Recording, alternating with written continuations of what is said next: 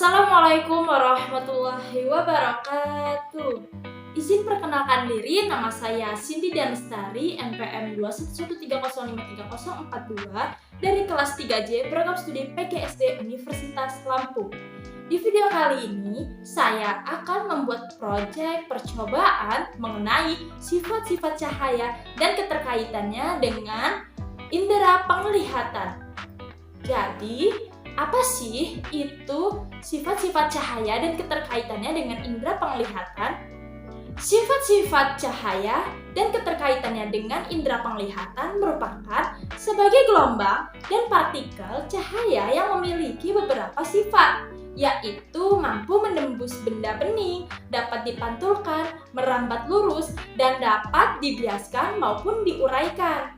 Nah, dalam hubungan antara cahaya dan penglihatan erat karena cahaya dapat memperjelas penglihatan. Dalam hal ini, benda dapat terlihat ketika cahaya yang mengenai benda kemudian dipantulkan ke mata. Dan benda yang berwarna terang atau mengkilat akan memantulkan cahaya lebih banyak. Adapun cahaya yang masuk melalui mata bagian pupil. Nah, pada kali ini kita langsung saja ya teman-teman, kita melakukan percobaan dalam sifat-sifat cahaya dan keterkaitannya dengan indera penglihatan. Yuk!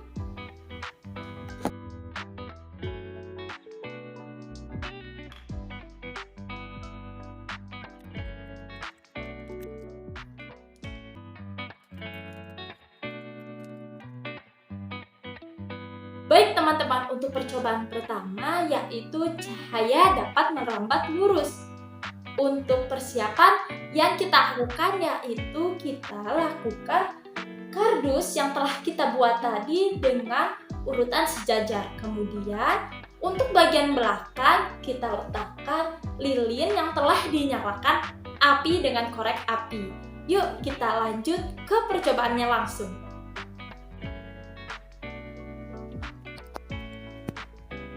Cahaya dapat merambat lurus. Cahaya yang dipancarkan setelah sumber cahaya yang merambatkan ke segala arah bila melewati satu medium perantara yang memiliki partikel yang sama atau setara, maka mampu merambat lurus, teman-teman. Maka, dalam cahaya dapat merambat lurus ini dapat kita lakukan dengan seperti ini. Lalu bagaimana jika salah satunya kita geser ya? Yuk, sekarang kita geser di bagian tengah. Maka yang akan terjadi perambatan lurus tidak terbukti. Maka perambatan lurus cahaya akan terbukti jika media berbanding lurus. Dengan ini, jika cahaya dapat merambat lurus apabila saat perambatannya tidak ada media yang menghalangi. Yuk teman-teman, kita lanjut ke percobaan yang kedua, yaitu cahaya dapat menembus benda bening. Yang perlu kita siapkan yaitu satu benda gelap, senter, dan juga satu gelas bening. Yuk kita langsung ke percobaan.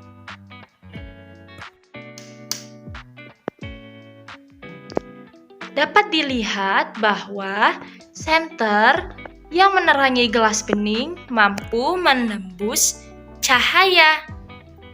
Lalu, apakah cahaya mampu menembus pada bagian benda gelap ya? Yuk kita coba.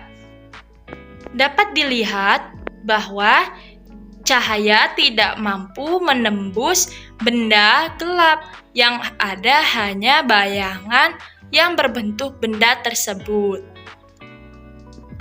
Jadi kesimpulannya, cahaya mampu menembus benda bening dan tidak mampu menembus benda gelap. Kemudian untuk percobaan yang ketiga yaitu cahaya dapat dipantulkan. Barang yang perlu kita siapkan yaitu 2 kaca datar dan juga 1 senter.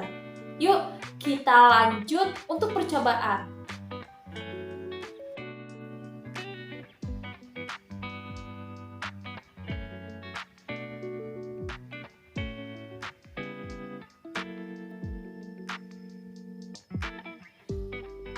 Cahaya dapat dipantulkan apabila pemantulan cahaya terlihat pada saat terpancarnya cahaya kembali dari pemantulan benda yang terkena cahaya.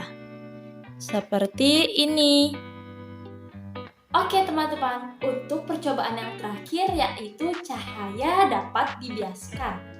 Maka cahaya dapat dibiaskan apabila arah sampai cahaya dibelokkan ketika melewati dua medium dengan kerapatan yang berbeda.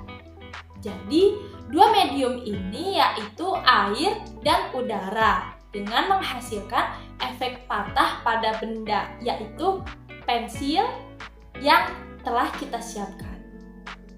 Yuk kita coba percobaan yang terakhir ini dengan satu gelas bening yang berisi air serta satu pensil. Yuk kita lakukan. Setelah siap barang-barang yang telah kita perlukan, kemudian kita masukkan pensil tersebut dalam gelas yang berisi air.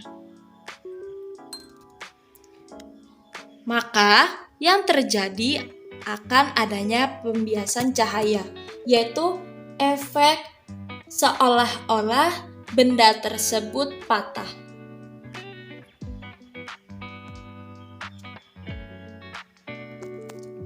Hal ini terbukti bahwa adanya cahaya dapat dibiaskan dalam percobaan ketiga.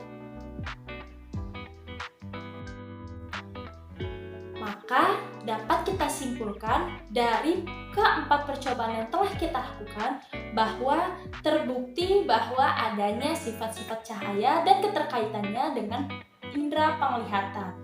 Dengan ini dapat kita simpulkan bahwa adanya cahaya yang masuk ke dalam mata melalui pupil, lensa mata kemudian memfokuskan cahaya sehingga bayangan benda yang dimaksud jatuh tepat di retina mata. Lalu adanya ujung saraf penglihatan di retina menyampaikan bayangan benda tersebut ke otak, sehingga adanya sifat-sifat cahaya yang mampu kita lihat dengan keadaan percobaan tersebut. Terima kasih, saya akhiri. Wabillahi taufiq wal hidayah. Wassalamualaikum warahmatullahi wabarakatuh.